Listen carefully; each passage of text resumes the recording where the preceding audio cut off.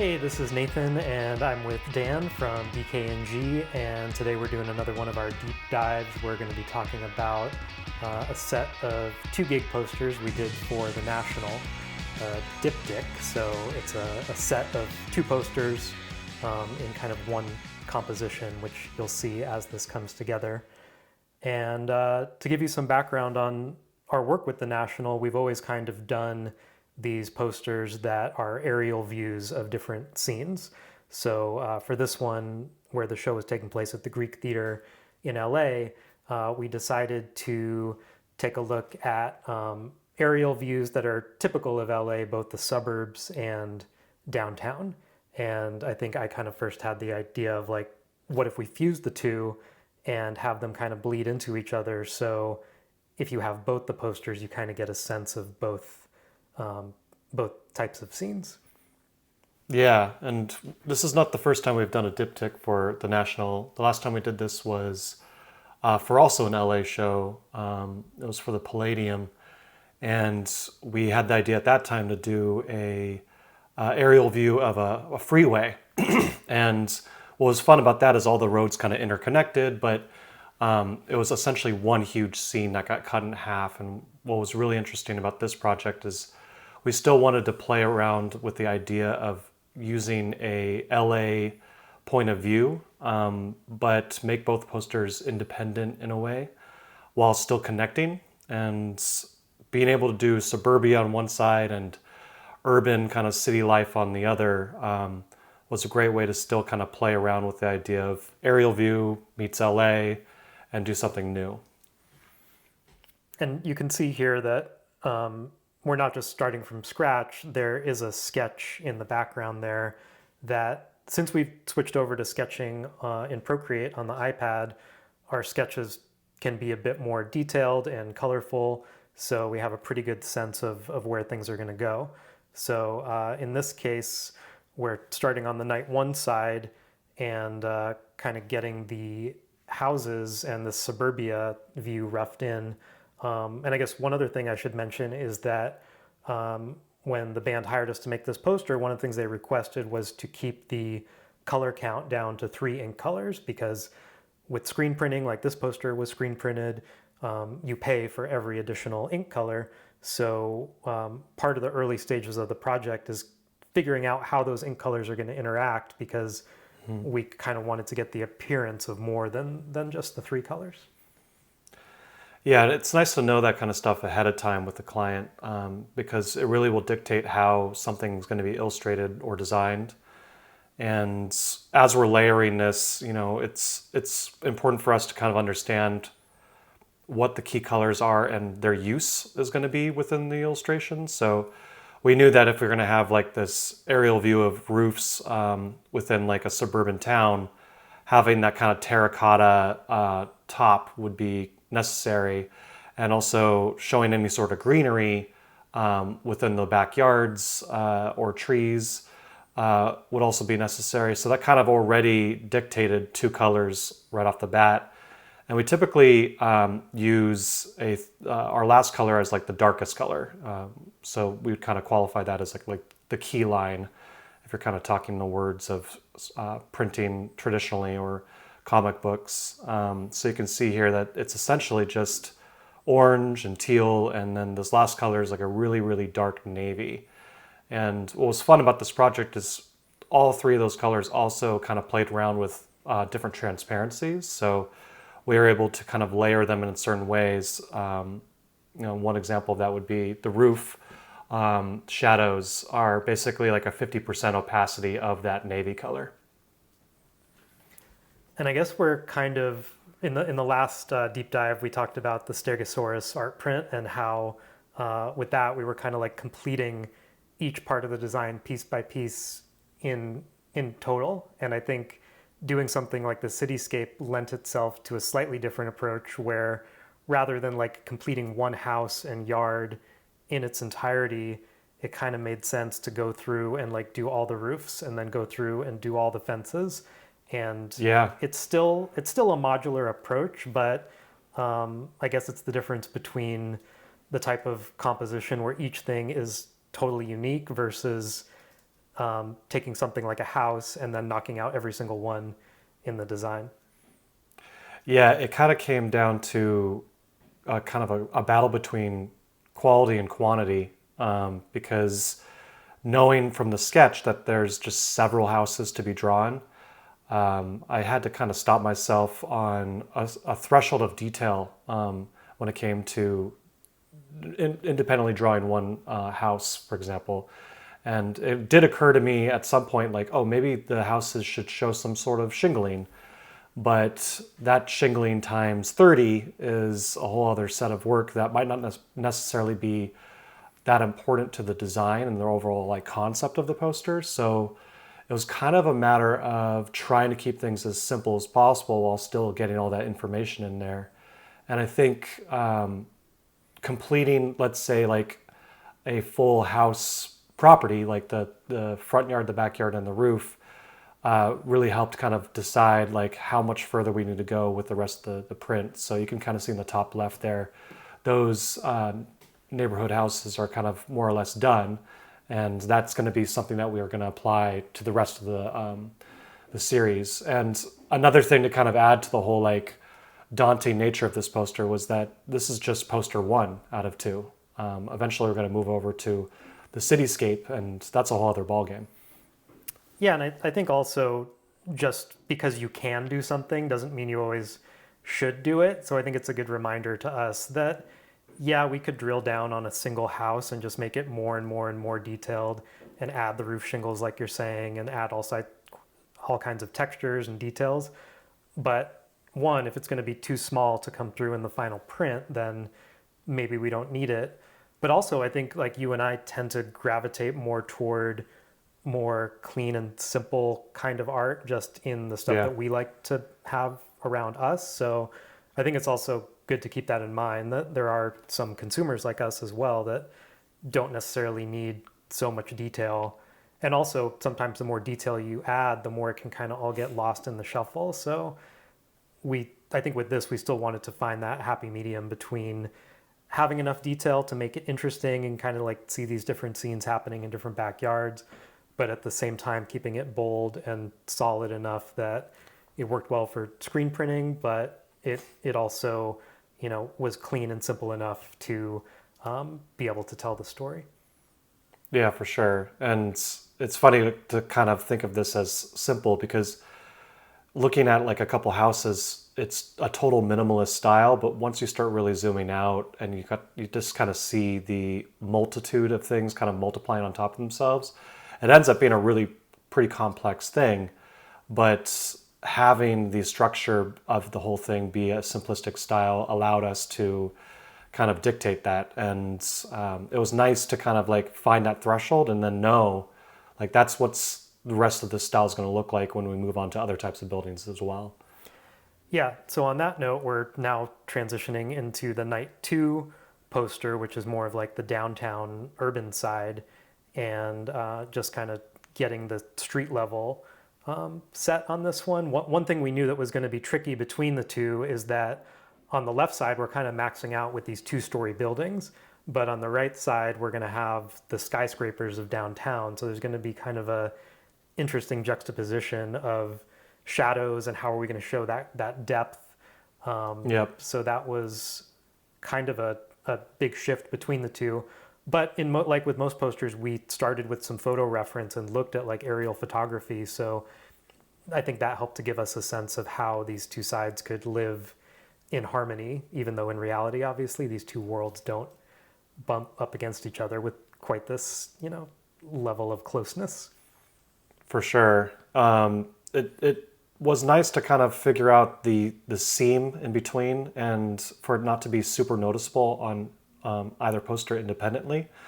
Because each poster does kind of share a scene with the other, and there's a little bit of like the suburban town look on the top left corner of the cityscape, and then conversely on the bottom right side of the suburban looking poster, there's a little bit of like some skyscrapers kind of poking through.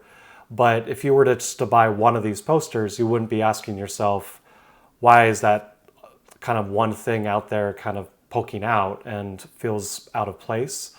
And having that freeway in between and a couple of those similarities merged together helped each poster kind of fuse this idea of independence, but once you did put them together, it made a lot more sense.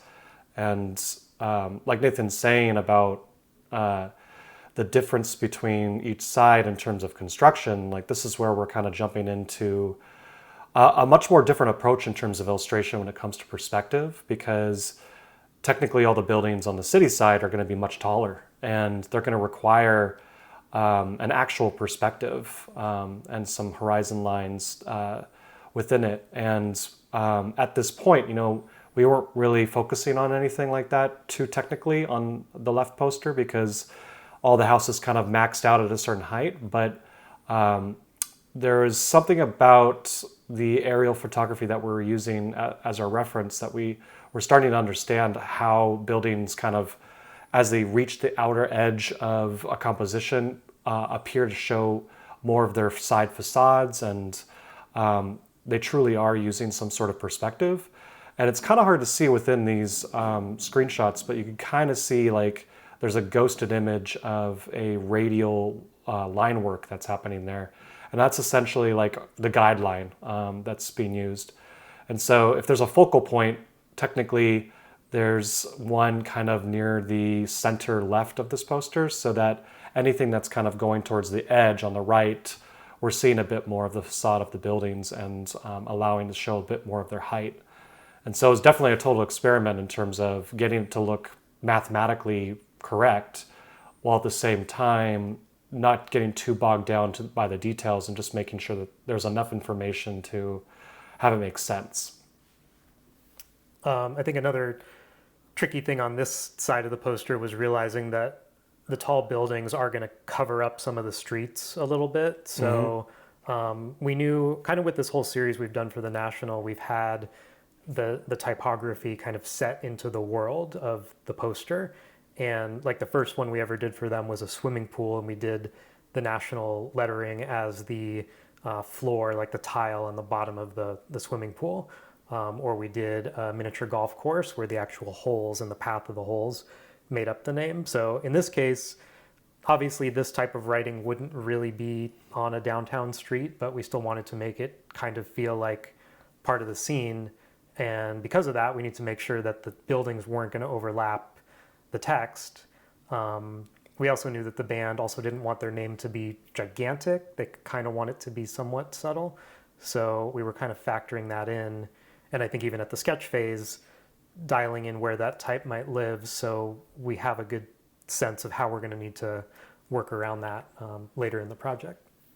For sure. Yeah, it just goes to show that the sketch phase is so important in our process, and especially with something that ends up being as technical as this, it really helps avoid problem solving down the line. One of the things we try to avoid the most when it comes to sketching is just future problems, because when you're creating something like this in Illustrator and you run into an issue where text and imagery and composition are all kind of colliding with each other and you're not able to get everything to work together, that's something that could have been solved in the sketch phase. And that kind of planning really helps just us power through and be able to jump into an illustration, and our only goal is to finalize it rather than constantly trying to solve problems throughout the illustration process. Yeah, you kind of just have a guide or like a map forward at that point, so it alleviates a lot of the trials as you go along. I guess one thing with this poster is we were still dialing in the style as we started on the vector part of it, but at least we weren't starting from scratch with the composition. And then I think it was also fun with something like this where because it is such like a detailed scene, as we go, we can find little opportunities to include more details that we might not have thought of at the beginning.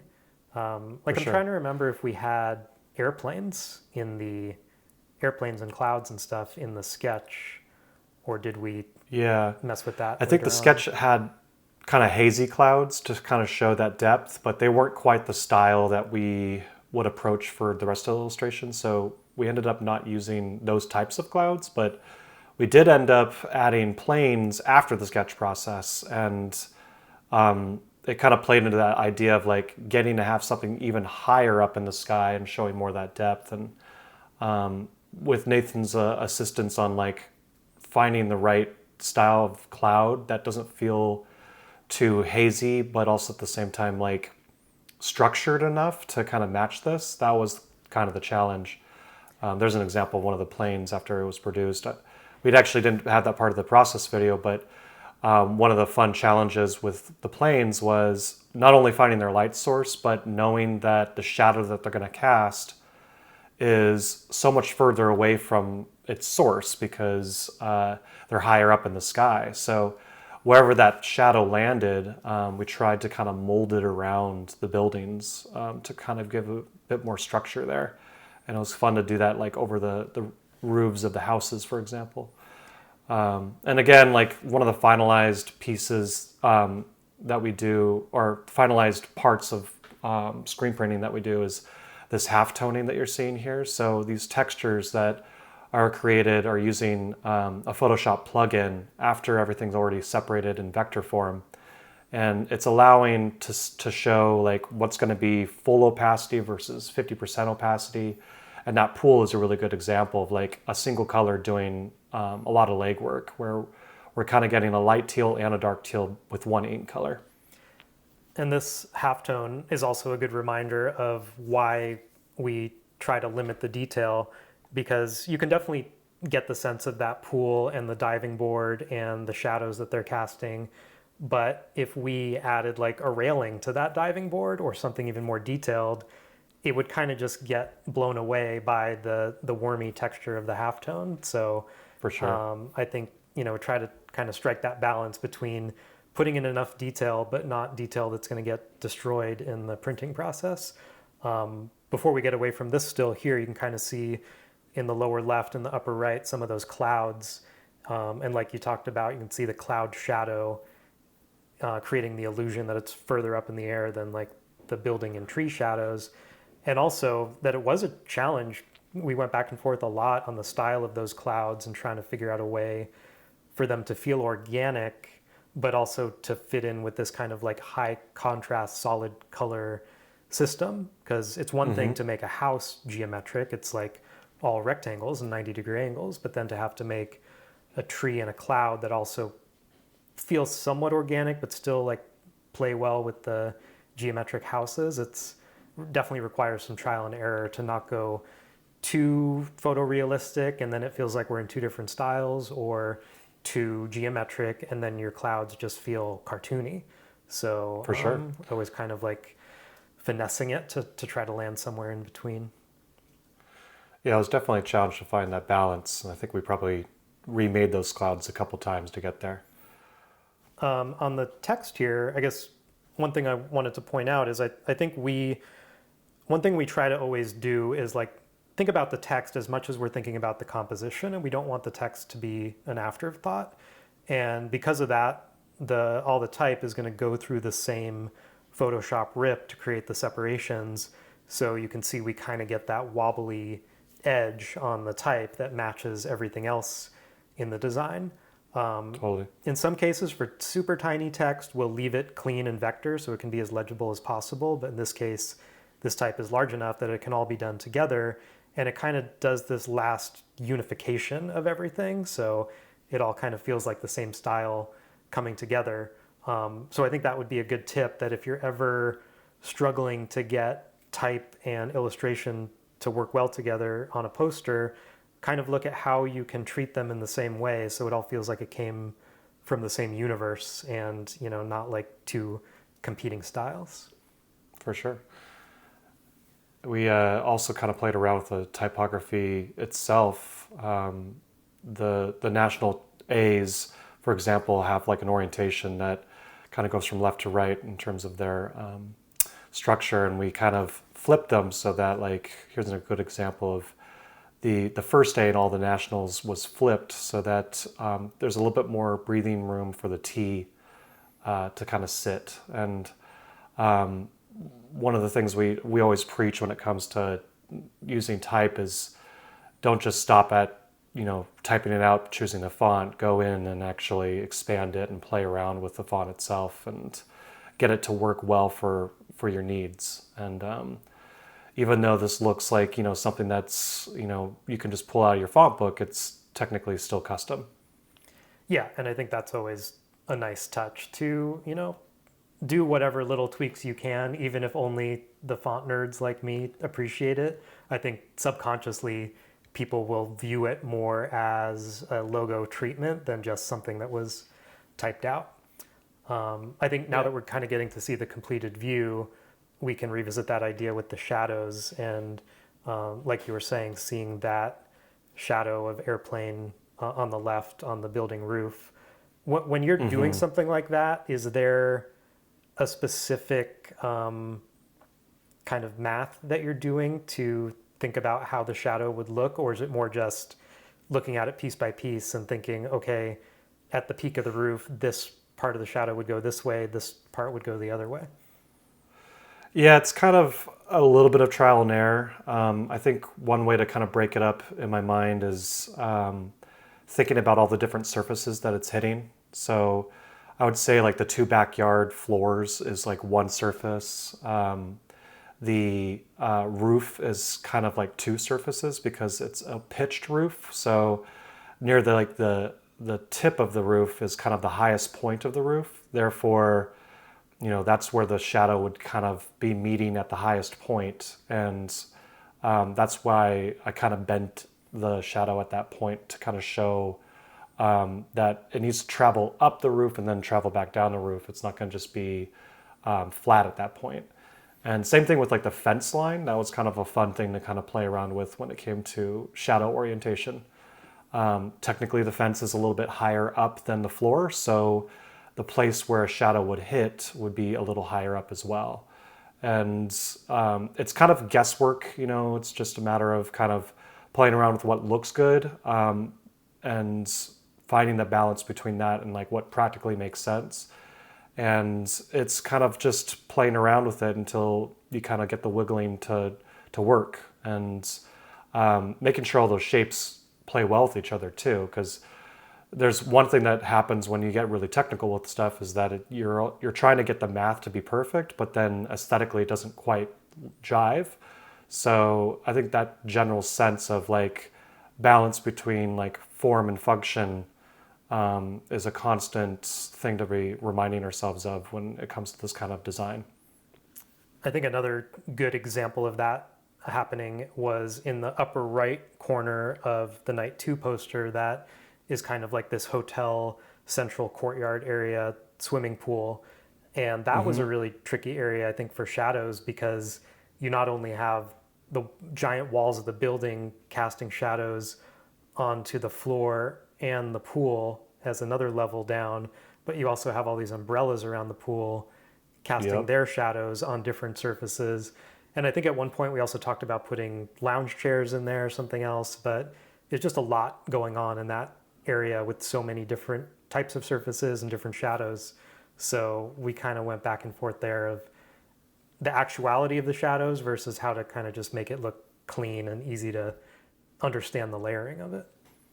For sure. I mean, there's the schools of thought are like, are you trying to create like this Lego kingdom where everything has like its perfect place? And then there's the other school of thought where if you were to zoom out and look at this, are there going to be any hot spots that just feel way too detailed compared to other open areas that don't feel detailed as much?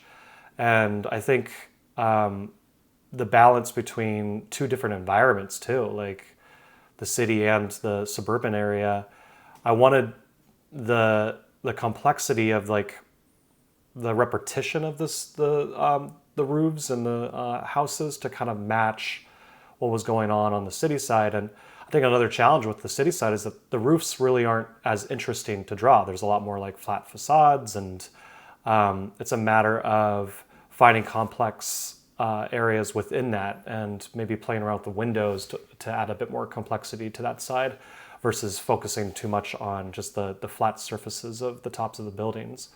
And so I think it was just a kind of pushing and pulling between both posters, and Even though the process video kind of showed like one poster than the other, there was definitely a lot of back and forth in terms of working on one side and then working on the other to kind of help them aesthetically match. So speaking of that push and pull, our big reveal of the poster splitting in two, and that little animation kind of reflects how these are made. Awesome printing on these posters by Valhalla Studios, who prints a lot of our stuff.